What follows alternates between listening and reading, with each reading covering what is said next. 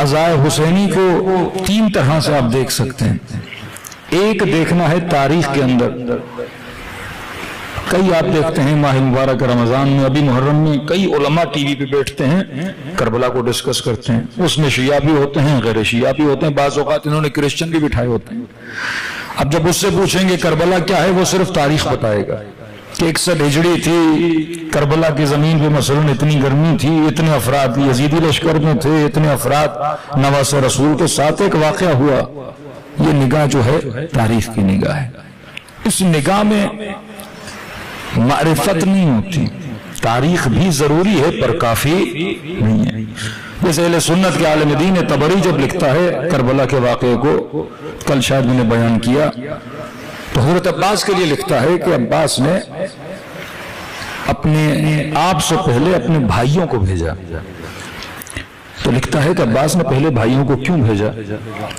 تب ظاہر طبری ہے, صاحب معرفت نہیں ہے. تو کہتا ہے عباس نے اس لیے بھائیوں کو بھیجا لیاذ باللہ تاکہ اس کے بھائی پہلے دنیا سے چلے جائیں اور ان کا جتنا مال و اموال ہے کسے نصیب ہو؟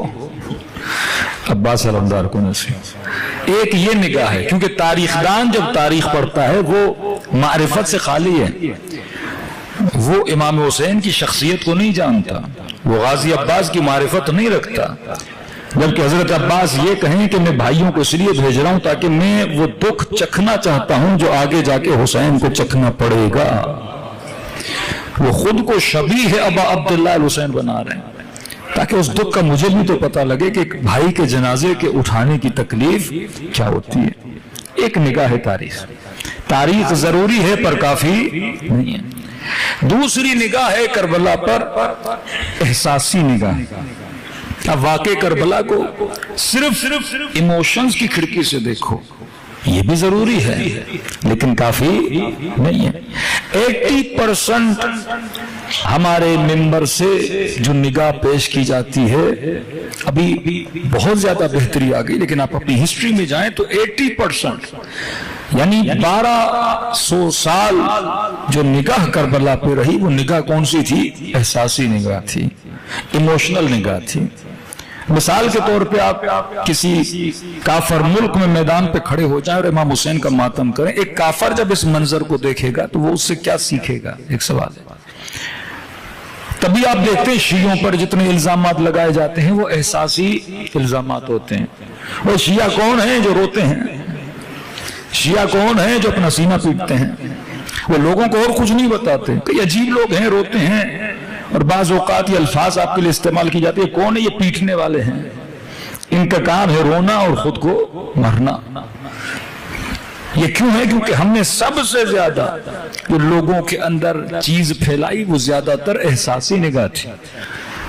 تیسری نگاہ ہے جو نگاہ تمدنی ہے کہ آپ کربلا کو صرف آنسو تک, تاریخ تک محدود نہ کرو, کل کی کربلا کو آج تک لے کر آؤ.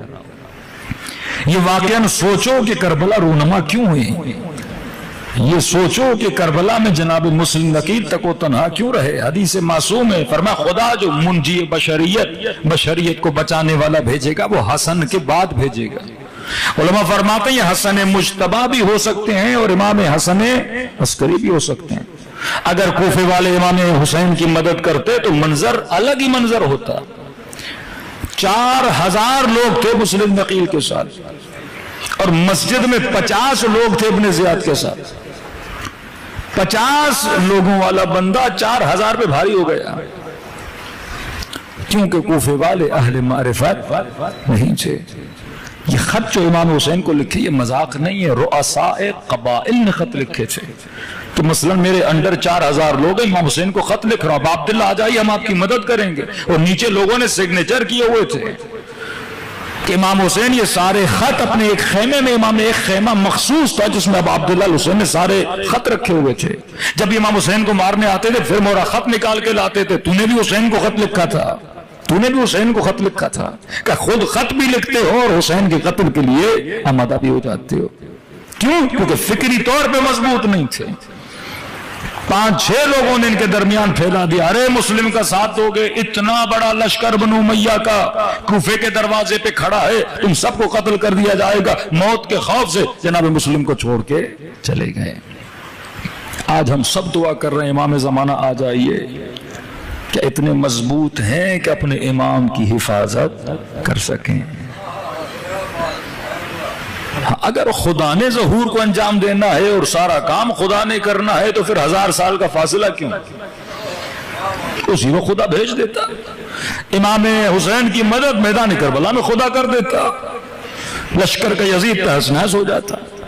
لیکن اللہ معجزوں کے ذریعے سے اپنے دین کو نہیں پھیلانا چاہتا۔ کائنات کا سب سے بڑا معجزہ عقل ہے کہ لوگ عقل مند بن جائے اور ولی خدا کے دفاع کے لیے باہر نکلے ہیں۔ ان کے اندر یہ صلاحیت، یہ استقامت، یہ بہادری پیدا ہو کہ جب حضرت حجت کا ظہور ہو، نسلیں اتنی آمادہ ہوں کہ اپنے امام کا دفاع کر سکیں۔ تو 3 نگاہیں، تاریخ کی نگاہ، احساس کی نگاہ، تیسری نگاہ تمدن، جسے سیولائزیشن بولتے ہیں، کہ اللہ چاہتا ہے کہ عزاء حسینی ایک کلچر بن جائے، کہ فرش عزا پہ بیٹھنے والا ہر فرد کی عادتی ایک جیسی ہوں۔ اگر اسے ظالم سے نفرت ہے تو اسے بھی ظالم سے نفرت ہو، اگر اسے گناہ سے نفرت ہے تو اسے بھی گناہ سے نفرت ہو۔ ہر بندہ ایک فکر پر جب آ جائے گا، انفرادی طور پہ عابد نہیں بنانا چاہتا خدا، اجتماعی طور پہ عابد بنانا چاہتا ہے۔ مجھے ظلم برا لگے لیکن میرے گھر والوں کو ظلم برا نہ لگے، نہیں۔ فرمایا جس طرح کربلا میں 72 تھے تو 72 کا عقیدہ بھی ایک تھا، اوصاف بھی ایک تھی، عادتیں بھی ایک تھی، ان میں کوئی اختلاف نہیں پایا جاتا، کیونکہ فکری طور پہ کیا ہو چکے تھے؟ بالغ ہو چکے تھے۔ کربلا یہ چیز آپ کے اندر لانا چاہتی ہے، نہ کہ صرف نگاہ۔ اب نگاہ احساسی جب ہوتی ہے تو خطیب کا صرف اور صرف مقصد یہ ہوتا ہے کہ لوگوں کو رلاؤں، پھر اس چکر میں غلط احادیث بھی پڑھی جاتی ہیں، بعض اوقات معصومین کی توہین بھی کی جاتی ہے۔ صلوات پڑھے محمد و آل محمد۔